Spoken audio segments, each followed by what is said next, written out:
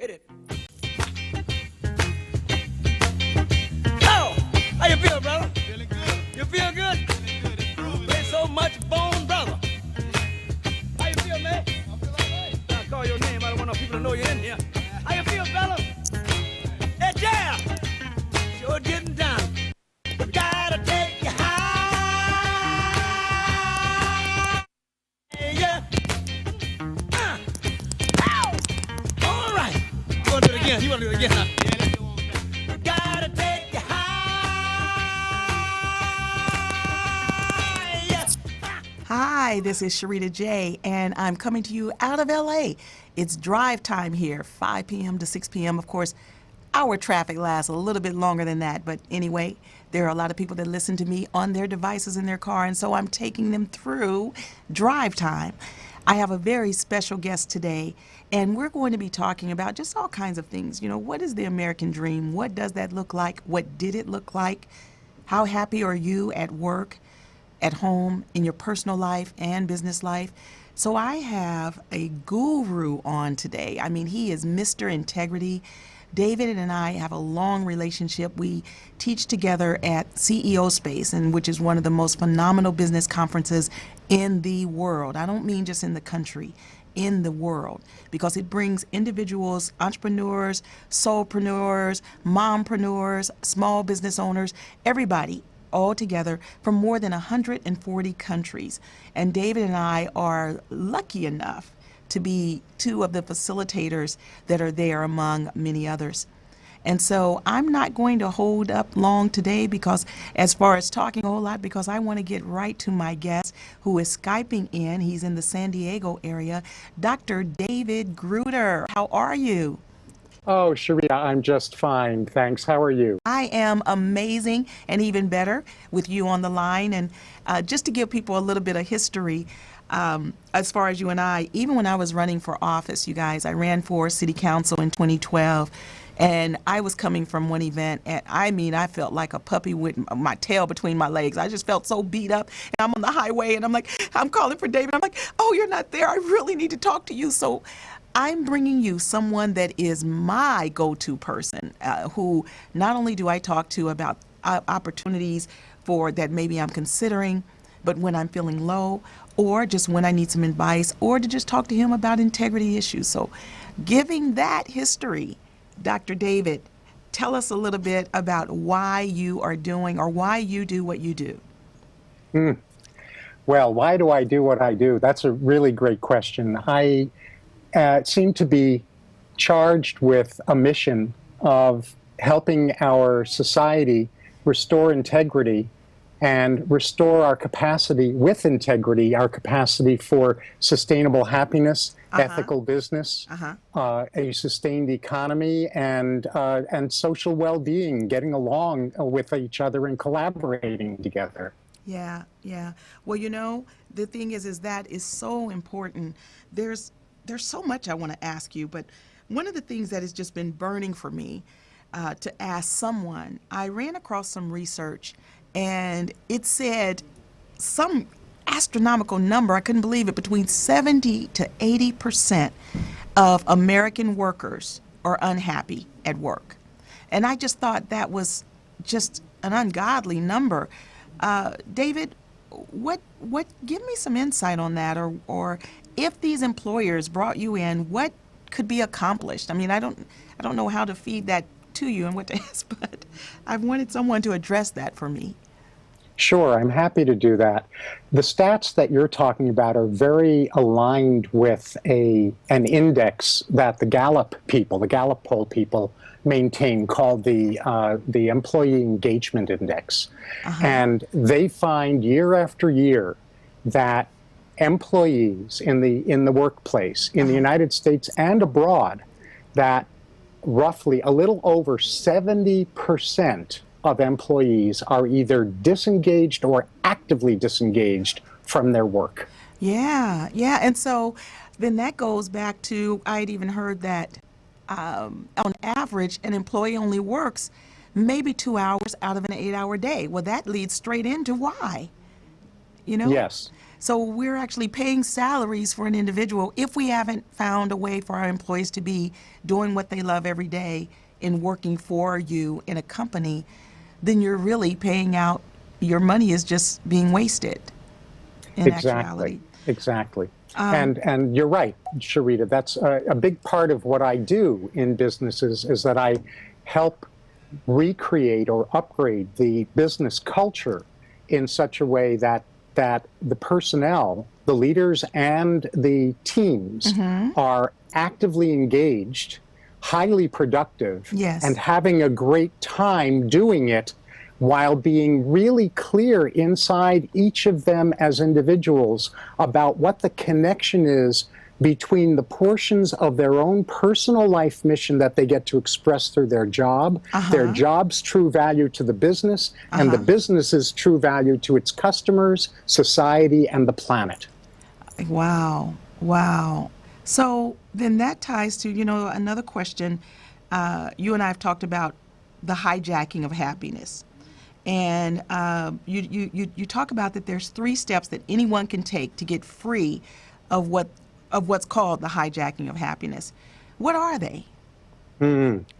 Well, the 3 steps are, first of all, to understand that we've been under a spell. And we'll talk about that spell in a minute. The second is to understand the anatomy of the spell well enough to be inoculated against being seduced back into it. And the third is to have the skills that are necessary in order to realign our lives, our values, and our choices with a sustainable happiness formula. So if someone hasn't even heard of a happiness formula, and they're just now hearing this today, what can they do? Well, let's unpack the 2 happiness formulas that exist in our society. Okay. There's an original one that was articulated in America's mission statement. A lot of people in the United States don't even know that this country has a mission statement because it's not called a mission statement. It's called the preamble to the United States Constitution. Okay. But that is this country's mission statement. And between that mission statement and the Declaration of Independence, we have a very, very clearly articulated happiness formula, which maybe what I should do is try to activate a slide. Oh, okay. He can just, do desktop and be able to show us that, right? Okay. I have a wonderful engineer here. He's like, Sharita, you always come up with some surprises. Well, if you want, I can switch in my in Skype over to. Yeah. We'll just. Why don't I? Yeah, I'll do that. Okay. Let's see. I like how you're growing your hair out, by the way. Oh, thank you. I'm going back to my Woodstock roots, my dear. Yeah, it's a good look for you. The whole beard thing coming in, everything. It's a good look. Professorish. Yeah, he says very professorish. Yes. Mad professorish. Yeah. If you had seen David a few years ago and you saw him now, because the other way you looked so conservative, and here you've just got that free spirit look going on, and we've got you. True. So that's actually not gonna. It's not gonna work unless. Can you see this? Yes, we see it very good. Can you see a slide that says the pursuit of happiness at the top? Yes, We do. and morphing the American dream. Yes.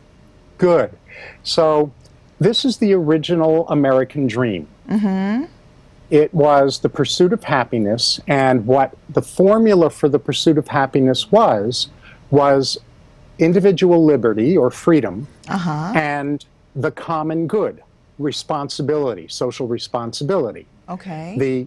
The mandate of this country, our country is actually an audacious experiment where it has this incredible vision that in order to create a society of happy people, we create a society that functions at the intersection of personal freedom and social responsibility, Okay. individual liberty and the common good. Okay. Okay. And so that was the original American dream. That American dream got morphed in the 1950s for reasons I think we'll end up getting into, where the pursuit of happiness got redefined as excessive consumerism. Ah. So that Not was just like in the, consumerism, but excessive consumerism. that was like in the 50s where, you know, the moms, we had to have that it range and the appliances in the kitchen. And I'm only saying that only because you taught me. I mean, I didn't know when I was listening to you before, and I'm like, oh, this is awesome. So I'm going to let you get there. Yeah, no, you're exactly right. So yeah, just keep speaking up. So excessive consumerism required that freedom be replaced by conformity. So we were now going to conform to this vision of what the good life was supposed to look like. So Okay. the moms having the latest consumer appliances, the house with the white picket fence and the 1.8 children. I'm being a little facetious. And the 2 cars and the family vacation. And this was the image of what happiness was now supposed to look like. Wow. So we were conforming to that.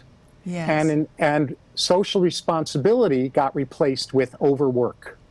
Because in order to afford excessive consumerism, the people who were in the workplace had to work longer and longer hours in jobs they weren't thrilled about in order to climb the ladder in a company whose values they didn't necessarily agree with. Wow. Wow. And so then, and you're constantly overworking so that you can have those things in the home. And then you're wondering why things are also dissipating within the home because you're out of the home more because you're working. Bingo. And then our kids on- are not getting Yep. what they need. Yes, absolutely. So nobody's feeling loved, even though the overworking is happening on the part of the workforce, Right. because that's what they were taught is how they're supposed to express their love. Wow. Okay.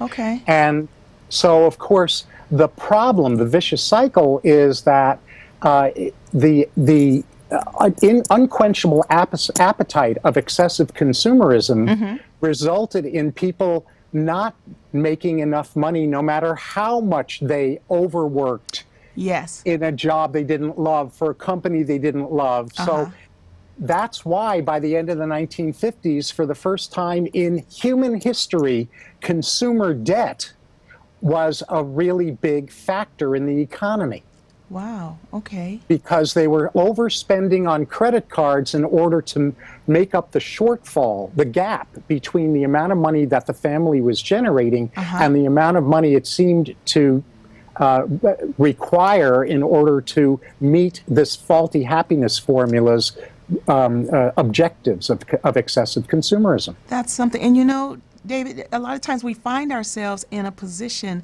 and we have no idea how we've arrived there. You know, just in this few moments, you've brought a lot of clarity to, I'm not sure, I mean, I'm sure not only me, but the listeners, because we don't realize how we have arrived somewhere. We're just there and wondering why we feel so unhappy. So, so in talking about, so in talking about this triangle and the way that America has morphed, we're here now in 2015. Is that must still be impacting us now, correct? Hugely. And I'll explain, if it's okay with you, I'll explain in a moment how it's impacting us and why it's impacting us. But I think it might be useful if we first take a look at how this got installed in the first place. Okay. Good. I'm excited. So the reason that the 50s version of the American dream, the successive consumerism redefinition of happiness, got installed was that at the end of World War II, Harry Truman, who was president, had 2 big concerns. And those 2 big concerns were, first of all, keeping the economy growing in peacetime. And the reason that was a big concern was because the main reason that the United States came out of the Great Depression was because of going to war in World War II. So we recovered the economy on a wartime footing. And Truman wanted to see the economy growing in peacetime so that the country didn't become financially dependent on constantly having wars. Oh, okay. The second, and there are two photographs. Are you able to see the Yes. two photographs in the slide? I'll tell you about the second photograph in the moment, but the photograph on the right side is Harry Truman. Okay. The second concern that Harry Truman had was about wanting to minimize the chances that what happened in Nazi Germany could happen here. And the reason that he was concerned about that was because the way that the Nazi propaganda campaign was constructed, its foundation was built on the tactics and strategies that were developed and fine-tuned by the father of modern public relations, who was an American. What? Now, So, Say- so say he that was again? he was actually he was brought over to Germany to. no, not at all. The father of modern public relations was absolutely horrified that his strategies were used by Joseph Goebbels, the Nazi minister of propaganda, for these purposes. But the Okay. problem, Sharita, is that once we publish something, it becomes available to anyone Anyone? Okay. to use however they want. Yes. Yes. Well, Yes. the father of modern public relations, whose name was Edward Bernays, not spelled like the sauce, Bernays. Okay. In fact, I'll bring that slide up now. The father of modern public relations was very generous in outlining and describing in great detail all of the strategy and tactics that he had developed in order to become the darling of American politics and business in the first couple of decades of the 20th century. Okay. So this is why Truman was worried that what happened in Nazi Germany could happen here, because what happened in Nazi Germany was because of the unintended effects of Edward Bernays publishing his strategies and tactics. Okay. And what his strategy revolved around was something that he called manufactured consent, the manufacturing of consent. Now, this is important, and we'll double back to this in a moment, because the way the 1950s version of the happiness formula was installed was through Edward Bernays' manufactured consent tactics. Okay. Okay? But before I go on to that, let me also clarify this other phrase on this slide, the invisible government, because this goes to the heart of manufactured consent and the spell that I was talking about before. Okay. This is a quote from Bernays, from his most famous book, which he published in 1928, called, not surprisingly, Propaganda. And the quote says, "The conscious and intelligent manipulation of the organized habits and opinions of the masses is an important element in democratic society. Those who manipulate this unseen mechanism of society constitute an invisible government, which is the true ruling power of our country." So are you saying that is that creating the ideals for government to do what they do? I mean, I'm kind of Well, this lost is there. kind of like the Force in Star Wars. Okay. There's the Jedi version and the Sith version. There's the light side of the Force and the dark And side the of dark the Force. side. Okay. And so Edward Bernays, in many ways, ended up being the Darth Vader of public relations. Okay. Because of this belief in the invisible government and his dedication to making the invisible government the true ruling power of the United States. Bernays, what people don't know, I mean, Bernays is probably the single most influential person from the 20th century that almost no one has heard of. And that was by his design, because he fancied himself part of the invisible government. In truth, he was an advisor to virtually every American president, both Democrat and Republican, from Woodrow Wilson at the end of World War I, all the way up through Bill Clinton's first term in office, when Bernays actually died. He died in 1992. How old was he about when he died? He was in his 90s. Wow. He was in his 90s. Wow. And before I go on to define manufactured consent, let me just add one additional interesting piece to this, which is that the reason that Bernays's tactics in the field of what he called social engineering were so powerful and are so powerful to this day, thanks to his proteges, is because they were built around his uncle's understanding of how our unconscious minds work. Who was Edward Bernays's uncle? That was my next question. Sigmund Freud. Oh my God.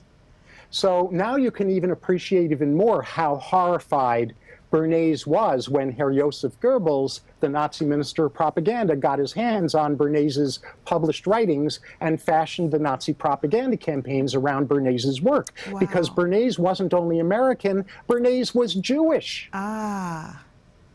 Oh Right? my gosh. So you talk about unintended consequences. This is a great example of that. Yeah. That's So amazing.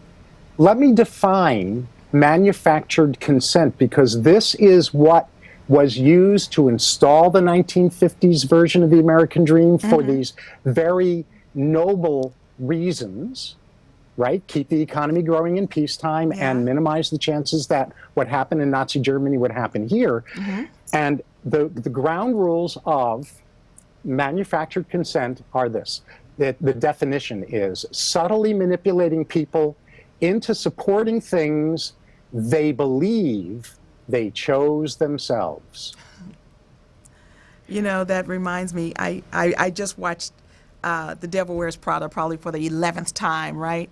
And she was talking about when the young girl was at first coming on board, and she was laughing at them. They were saying, is this turquoise or is this all these different names? And she laughed and she said, it's something that the sweater you have on was decided for you 3 years ago and such, but you think fashion has nothing to do with your thinking.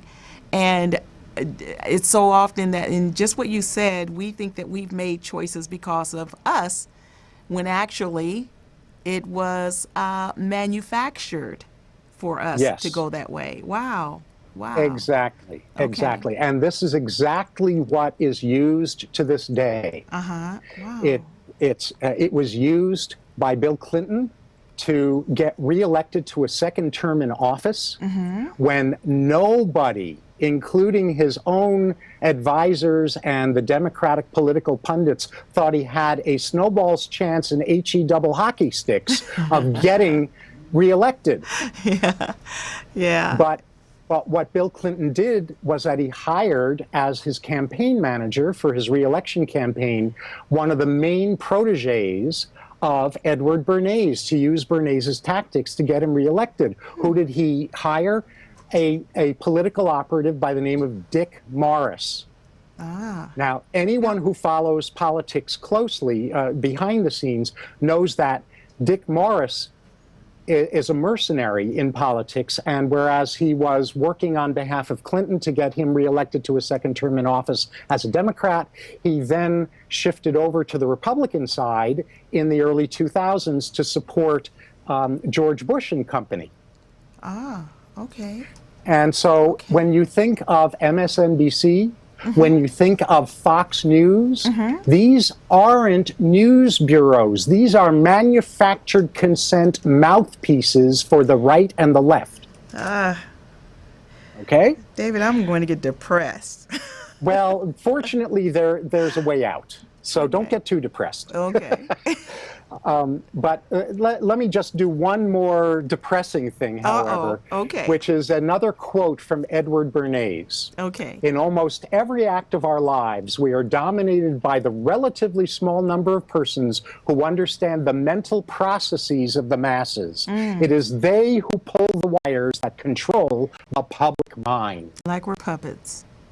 Exactly. Just like we're puppets. Okay. So I said that waking up from the spell or getting free involves 3 steps. First of all, recognizing that we're under a spell.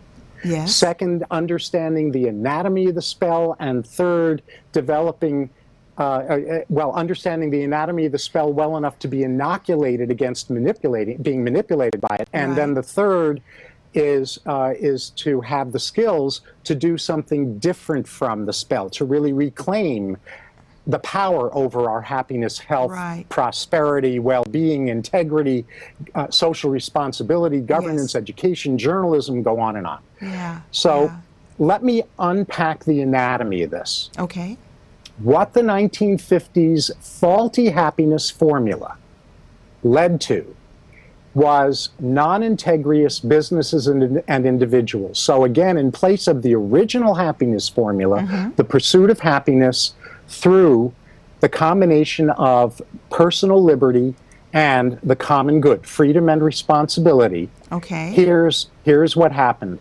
In businesses and individuals, money got redefined as happiness, freedom got redefined as greed, and social responsibility got redefined as sacrifice. Okay. And so what ended up happening economically in the second half of the 20th century was that authentic capitalism got replaced by a completely different economic system that to this day is still called capitalism, but it is not. That's part of the spell. It's a lie. Most people who are railing against capitalism and businesses have no clue what capitalism actually is, because what capitalism is called today, what's called capitalism today, is actually a completely different economic system that I call debt-ism. Which is borrowing against an uncertain future in order to prop up a false image of prosperity today. Oh my gosh. So that's one of the unintended consequences. Now let's look at non-integrous politicians and special interests. Okay. The original happiness formula the pursuit of happiness got redefined as power. Power is happiness. Wow. And freedom got replaced with ideological extremism, ideological addiction, ideological rightness. Yes. And responsibility got replaced with coercion. Wow. And the result was that power corrupted, problem solving failed, and gridlock replaced governance. These are all unintended consequences of the faulty happiness formula that was installed in the 1950s for very noble reasons. Now, David, do you think that when this was first being thought of, that Bernays saw it going to this direction initially? I don't. I really don't. I don't think he saw it going in this direction any more than Albert Einstein, when he stumbled into the theory of relativity. He didn't say, oh my gosh, E approximates mc squared. Ooh, goody, now we're going to be able to create nuclear weapons. Okay. Same idea. Alrighty. No, I think Bernays was horrified. Yes. Okay. But because in my judgment, because he was a Sith rather than a Jedi, he didn't know what to do about it. Okay. So he was kind of like Luke Skywalker's father toward the end of Darth Vader's life, when he finally started to realize that he had gone wrong, that something had gone terribly wrong, and that he really loved his son after all. Okay. With you saying that, I'm picturing, wasn't James L. Jones's voice the original? Was James? wasn't he the voice of the original Darth Vader? James Earl Jones. I Earl hear Jones, that. James Earl Jones, that's Yes, his name. I hear Yes, that he voice, was. you know, and His incredible voice was the voice of Darth Vader. yes, yes. And of course, you know, he himself was nothing like Darth Vader. Yeah, yeah. But He you was know, I'm the picturing that opposite. whole thing. So you know, so you're getting ready to tell us some happiness that comes out of this, right? How do we pull ourselves up by our bootstraps? And though this is happening in our society, and though a lot of it was unplanned, and it's years and years of this happening, how do we make our lives happier through this? And look, let me stop because you may have some other slides to take us into. I'm just probably jumping ahead. So. No, I want to get Oh, there. wait, I'll just before do, you go, because we're not I'll going to go to just do this. commercial, I just want to throw in real quick about my sponsor, which is sponsored by Pit Bull. We've got to make sure that we talk about this because it is delicious, actually, David. I meant to open it. You know what? A lot of people, they don't drink these energy drinks or whatever. But I have found that when I want one, I'm so glad to be sponsored by them because it's actually delicious. It doesn't have an aftertaste. They have lime and cherry and grapefruit and all these other flavors. So I'll need to bring you some when I come to CEO Space because Pit Bull is the stuff. So we won't go to Okay. commercial. I just wanted to throw that in because they are my sponsor and I'm glad to have them. So. Well, that's marvelous. I'll look forward to trying the drink because I Wait. haven't tried the drink before. Yeah, I'll have to bring you some. Wait, my engineer, Rock is saying something. What was that, Rock? I said, tell him I need a date when Star Wars comes out. I'm gonna hit him up. Yeah, he needs a date when Star Wars is coming out. He's gonna hit you up. He's That's because right. you're so you're into it. I love it. Oh, it'd be my pleasure. Oh, good. So, non-integrous consumables and treatments in the area of the hijacking of health. You know, health was something that was very different from what it is today. We've redefined health as coping. And Just freedom coping. is the freedom to create illnesses in ourselves by eating garbage and by not taking care of ourselves, not getting enough sleep, not exercising. And so we're free to create illness. But that's perfect because the illness creation industry, think big food, big agriculture, Yes. is in bed with the symptom control industry, which is the portion of the pharmaceutical industry that is all about getting people hooked on taking drugs for the rest of their lives in order to control symptoms rather than restore health. You know what, with you saying that, when you first started talking about this and talking about the 50s, I started thinking about the 50s, 60s. I remember when because you had even the housewives that to be up, I think they were taking, what was it? There were Dorvans and then there were There were Bennies. and And, you had things to and be Ellaville, up, things to Ellaville. be down. And all of that was happening around the same time when they were on this cycle, you know, we've got to do this, we've got to do that, we've got to keep up, we've got to, you know, but at the same time, and I have to be the perfect housewife or I have to have this in my home. And at the same time, then if they were feeling bad about it, and it was something that I was watching some kind of documentary, and they was talking about that was also the time when the pharmaceutical companies started making big money because people were trying to live a certain way and feel a certain way. And Yes. all of that is tied in. Wow. Wow. That's right. That's crazy. And so I think that our viewers and listeners can now really see that the 1950s version of the American dream, which is what it was called the American dream, was Yes. actually an American nightmare that Wow. led to the hijacking of integrity, happiness, health, prosperity, business, public relations and marketing, journalism, education, governance, and problem solving. Okay. David, we may have to do a part 2 of this because you're bringing in all this. You're going to have to use a whole hour to bring us back up. Oh, my goodness. Well, let's go on to let me close down the. We can go on to the business piece, but which we could even do in a part 2. But let's talk first about the solution, because you're really right. We don't want to.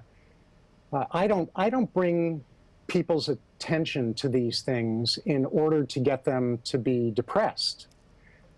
It's simply that we really cannot be free of a spell that we don't understand the anatomy of well enough in order to be able to recognize when it's being perpetrated on us. Yes, and the thing is, if you don't understand why you're there, even if you feel, or it's like with anything, it may get better for a while, but if you don't recognize what took you there, you can always end up going right back the same way. So I get it, and I'm teasing when I'm saying, okay, let's bring on the good, because you're educating us, and you cannot remain free without the education of how to remain free. So I thank you for that. Of course, as you're talking, you know what I'm looking for. You know what I'm going to say. There's a grant for that. And just in what you're talking about, David, and you teaching this, and from the integrity to everything about it, believe it or not, I'm looking at $87 million in grants for what you do. So let's do it, Sharita. Yeah, let's do it. Yeah. So I don't want to get you too far off topic. I want to let you go back. Solutions here, is Sharita. what you wanted to focus on, right? Yes, yes. Well, one of my websites that's a completely free website, it's a public service, is hijackingofhappiness.com.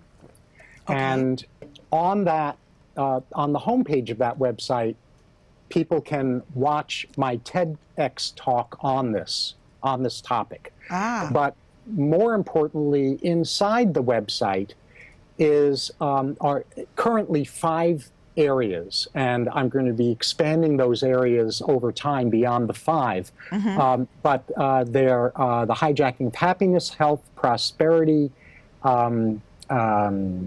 governance, and problem solving. And what each section outlines is the anatomy of the spell, the anatomy of the problem, the solution to getting free of that part of the spell, and it also outlines who stands to gain from us continuing to be under that spell today. So let's not focus on, for the time being, because of time limitations, on who stands to gain, but let's look for the moment at what to do. So in terms of recovering from the hijacking of happiness, once we redefine happiness in a sustainable way, we can start making choices that support that new vision. So I talked about the American Dream's version of happiness, which is this intersection of personal freedom and social responsibility. That's really good for people who want to have be involved as activists or be involved in politics, things along those lines. Yes. But what about a way of understanding happiness that applies to all of us? That way of that framework that I want to offer to our viewers and listeners is based on human nature. We don't have to become something we aren't in order to be happy. In my study of sustainably happy people, what I found was that people who were naturally sustainably happy reported 3 things. The first was that they reported they felt like they were being who they truly are. In other words, they felt authentic. The second was that they felt bonded with people who were important to them, so they felt connection. And the third is that they felt like they had positive influence in whatever their chosen spheres of influence were. And that's impact. Well, these drives for authenticity, connection, and impact, we see these drives showing up in the youngest of children. We are born with them. They're not taught to us. Okay. Now, that's really good news, because what that means is that when we are clear about our 3 core drives for authenticity, connection, and impact, and we start making choices that support those 3 core drives, what we're doing is we're bringing ourselves back into alignment with our fundamental human nature in the first place. Yeah, but you know, David, we've got to get to our kids sooner now in this day and age, because you know, with all the research that we do for the grants and for clients when we're working with them, there was a study done about 15 years ago, and it stated that toddlers are going into kindergarten with the stress level of a ninth grader. Yes. Because kids are being exposed to so much more now.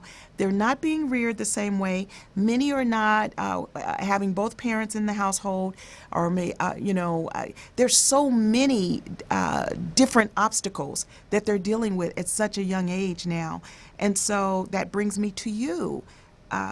I don't know if you've thought about it before, but there are major grants for individuals like yourself to be even going in and working with parents through child care centers, like in parenting classes, and working with elementary school teachers for them to, because we're in a pandemic state right now. If we do not do something about the state of our young people, we're already seeing statistics that health-wise, this is going to be the first generation that will die earlier than their parents in recorded history.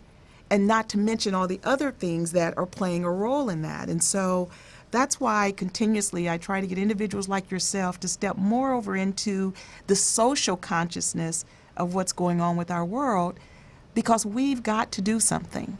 We've got to do something. So, well, so the good news here, Sharita, is that I have a fully fleshed out and utilized 10-module curriculum that helps people take charge of their own happiness and health and well-being and their capacity to have positive influence in the world and their ability to collaborate well with others and all of these important skills, life skills. The good news, there's good news and bad news here, Sharita. My version of the curriculum that I've developed and I have and is available to people is in a format that's accessible from roughly 10th grade upward. Okay. I'm not an early childhood educator. That's okay. So, but here's the good news. I have had interest from early childhood educators who love this material, who love my my material on all of this, and who do have the skills to take the curriculum I already have and rework it so that it can be used in parent training of young children and in elementary and junior high school and early high school for students as well. I have a perfect person for you. She's in Kansas, Barb Engler, and she works on curriculum for schools, and I would love to introduce you to her, because I think that this is some material that we've got to get it, you and what you do, more into our school districts, so that we don't end up with the Columbines and the, Aurora, Colorado, with the young man that shot up the people in the movie theaters, or these young kids now that are bullying and every day more and more, and they're taking it through to the internet. But if you're able, and your teachings and your curriculum is able to get to these young people sooner before they get to where they are to do what they do, it's going to help us to have a much better world. And my fear is, it may not be in my lifetime, David, but my fear is, where is this world going to be when my grandchildren are in their teens? They're 4 and 7 now, and I'm afraid. And so again, we've got to start putting some things in place to leave the legacy of prosperity mentally and physically, and not just that it's about wealth and the ideology that you're speaking of. We've got to start implementing some proactive strategies. So where else would you like to take us? Well,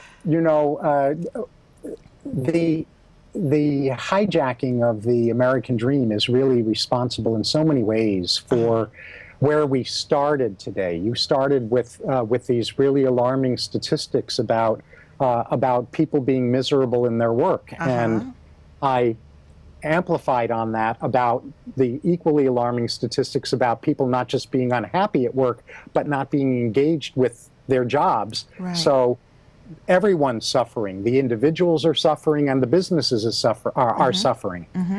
And there are some very, very specific procedures that I teach to businesses Okay. that enable them to re-engage their people, and in ways that enable them to become highly engaged, highly productive, highly collaborative, and have a great time doing it. You know what, David? What I didn't do is I didn't open it up for callers. If we have someone that would like to call in, oftentimes I get emails afterwards because people say, well, Sharita, I didn't want to talk on the air. You won't have to tell us your name, but I do like to always know what city or state you're calling from. If you have a question about how David can come in and impact your business, or just what we've been talking about, you have a comment, feel free to call us at 323-965-1600. That's 323-965-1600. Hope I didn't wait too late in the show to get us some callers in, but again, our call-in number is 323-965-1600. David, so you were talking about how people are feeling at work and the unhappiness of that, which still brings us back to our kids. Statistics show that if a parent is feeling unhappy, so will that child in most cases take that on. How can someone reach you, whether it's a small business, a large business, a Fortune 500? I'm sure that they would need you to come in. So how can they reach you? Absolutely. They can reach me through one of my websites, the contact page on drgrudder.com. That's DRGRUD, D as in David, ER.com. DRGRUDER.com. Okay. Good. And so your contacts there, your phone, your email, any way that they would want to reach you. David, if I'm a small business owner and let's say that I have 5 employees, do you work with a company that's small or even smaller, or do you require to be a larger corporation? Well, part of my joy is working with everyone from early stage entrepreneurs and professionals and other entrepreneurs who are more in solo or small group practices like what you're talking about, all the way up through, I have worked with Fortune 500 companies, and I like, my sweet spot really frankly is up through mid-cap companies. Okay. I'm not against working with Fortune 500s. It's just that the problem tends to be that when a company grows beyond a certain size, they lose their nimbleness. They lose their ability to really create rapid change inside the company. And I can still do that, but it's more laborious. It takes longer, and obviously because it takes longer, it's more expensive. Okay. And do you also offer personal coaching, like individual to individual, or?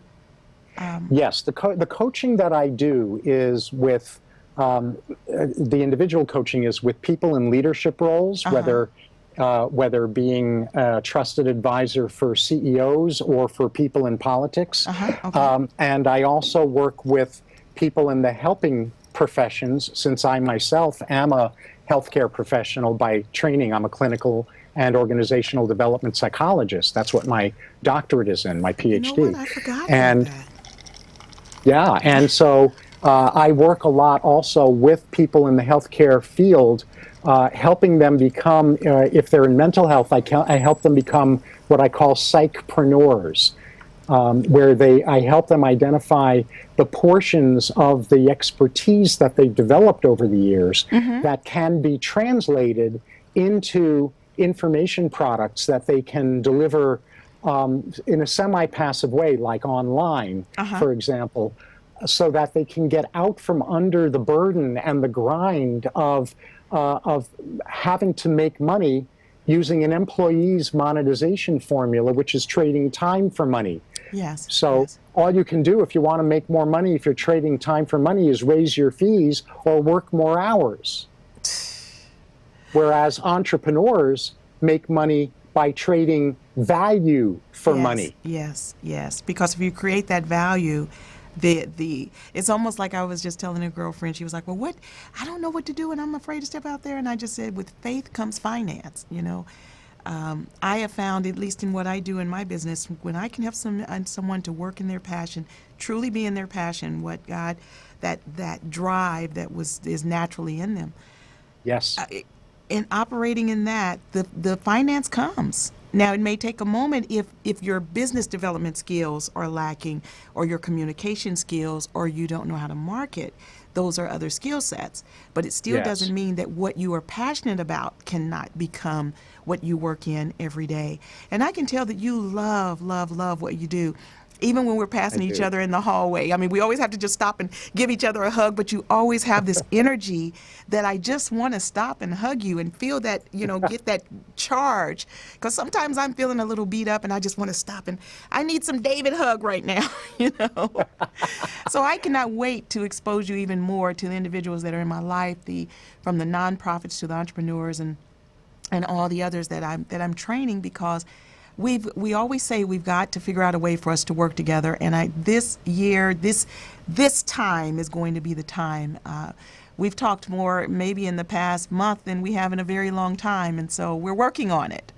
We are, and I'm Yeah. so glad for that, Sharita. Yeah, me too, because David, we need your energy, we need your knowledge, we need your direction because we all know what we know in our fields. But sometimes when it comes to, and I myself am guilty of it, I so often am out of balance, because I continuously pour into others in what I do in my work. But that takes me off balance. If there isn't a replenishing coming back into me from somewhere, whether it's me taking care of me or even being around more individuals that pour into me the same way I pour into others, I'm going to be off balance. And how do I not only get back in balance, but how do I remain in balance? And so often we all want to act like we know how to do it all. We know how to keep pulling ourselves up by our bootstraps and making everything okay. We have a bad day today, but I'll be all right tomorrow. And we're doing it alone instead of reaching out to assets of individuals that are in our lives, like you're in my life. And I hope that you feel the same way about me being in yours. I do. Yeah, but we get tied up in doing all the things that's just keeping us on that fast track instead of stopping and saying, I need to stop and reach out to the assets of individuals that I love and trust. And so Yes. we've got to start doing that more. And David, you've got to start teaching all of us how to do that more often and continuously to stay balanced. Well, not surprised. You won't be surprised, Sharita, to hear that I have a whole curriculum on that. No, I'm not. No, I'm not, because it's naturally you. So it's naturally you. So, David, what do you have up next? What are you doing next? What am I doing next? Right after this next, I'm off to a meeting in a nonprofit that I've been involved with for 12 years, where I help the leaders lead better. But what am I up to in the larger sense? Well, I'm going to be bringing out, hopefully before the end of this month, if all goes well. Otherwise, it may be a little bit delayed. A curriculum that I think is so important, particularly today, which is about anger effectiveness, because we have become an increasingly angry society over recent years. Yeah. And the prevailing model for dealing with anger is something called anger management. And anger management is largely helpful with only one out of the 4 very different forms of anger that exist. Most people don't even know that anger comes in 4 different forms. No. And on top of that, they don't know that that each of those forms of anger needs to be responded to differently from the other 3 if we're going to respond to that form of anger effectively. So I've got a complete anger effectiveness training program called Conquering Anger Mountain that I'm going to be making available to the public. Wow. Okay. And don't you also have a book out? I have books out, yeah. What's your latest? Tell us about a couple of your books. How would an individual get them? Sure. The book that's most connected to what we've been talking about today is a six award-winning book called The New IQ: How Integrity Intelligence Serves You, Your Relationships, and Our World. The book is available through Amazon.com. Okay. The accompanying workbook, where you get to integrate and apply all of the material in the book in a customized way into your life, the New IQ workbook, is available through the newiq.com website. Okay. So that's the material of mine that's currently out. That's the most tied to what we've been talking about today. Now, the next book that I'm working on finishing is a book that the working title of which is The Hijacking of Happiness, Health, Prosperity, and Governance, and How You Can Reclaim Your Power. Okay. And all your books, if they just go in and type in Dr. David Gruder on, is it Amazon? Yeah. Then they can pick and choose. Yeah. Well, you know, there's we have time for me to just read a few of these. Some other research that I had found when it was saying how do you know if your soul is lost or if you're feeling unhappy, and just a couple of these, they say you feel like you're not as good as other people. You yearn to be of service, but you have no idea what you have to contribute. You find yourself striving in vain for an impossible to achieve standard of perfection. Your fears keep you from living large. You're frequently worried that you're not good enough, smart enough, thin enough, young enough. Fill in the blank. You feel like a victim of circumstances that are beyond your control. You feel like your daily life is meaningless and task-driven. You often feel helpless, hopeless, or pessimistic. You protect your heart with steel walls. You often feel you don't really matter and your love doesn't make a difference. You're always trying to fit in and belong, but rarely feel like you do. You feel beaten down by the challenges you face in your life. You suffer from a variety of vague, hard-to-treat physical symptoms such as fatigue, chronic pain, weight gain, or loss. And you struggle with being able to accept love and nurturing. Now that's 14 of them. It goes to 20. You know, I know that individuals that you're working with on a daily basis, whether it's in their professional life, whether it's at work or personal, some of those have to fit those categories. Some of those categories I would say fit. Would you? Well, yes, Sharita, you've just described the symptoms of the hijacking of happiness, health, prosperity, and social responsibility. Yeah.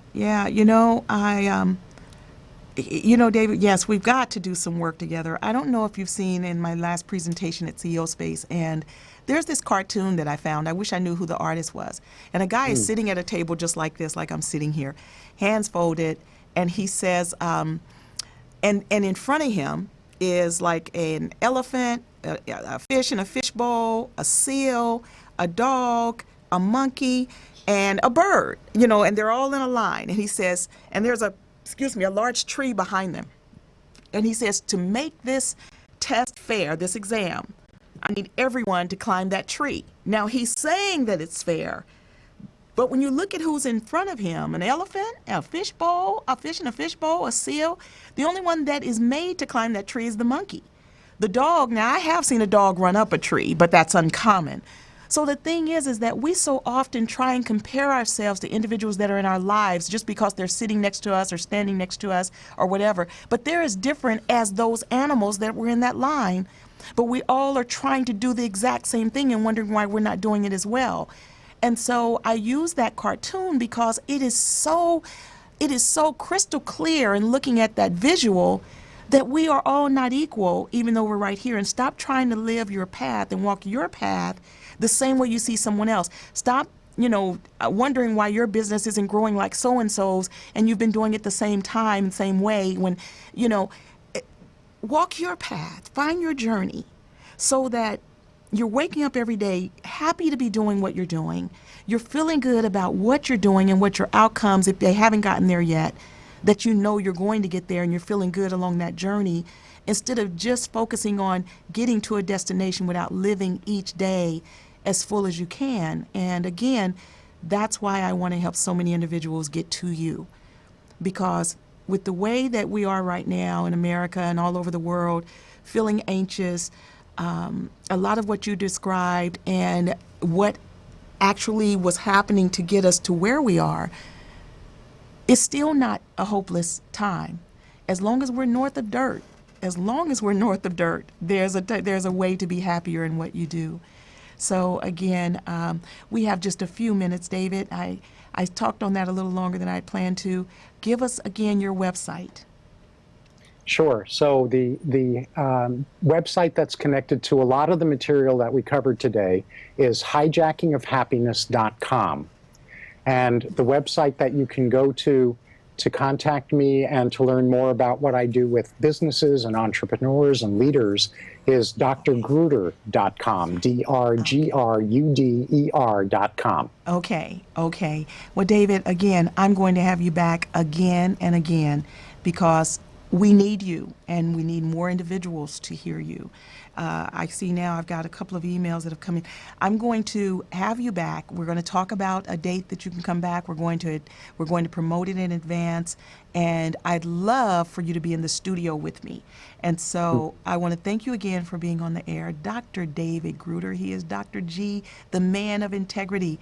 I just love you so much. I thank you again for coming on the air with me, and I'm looking forward to seeing you in a couple of weeks when we're teaching in Vegas. Yes, me too. And I love you too, Sharita. Thank you so much for having me on your show today. Okay. Thank you. And thank you to my audience. You guys do not bog me down with emails. What I would love for you to do is to reach out to me because you didn't do this on this show. I will read your questions to Dr. Gruder on for the next show. But also tune in next week. We've got a lot of good things that are coming up. This is Sharita J with Drive Time out of LA, but I take you wherever I am. If I am in Vegas, you're on location with me. If I'm in Trinidad, you're on location. Join me next week, Drive Time, 5 p.m. to 6 p.m. Pacific. Have an absolutely phenomenal week. How you feel, man? I call your name. I don't want no people to know you're in here. How you feel, fellas? Hey, Jam! Sure getting down. We gotta take you high. Yeah. All right. I'm gonna do it again. You wanna do it?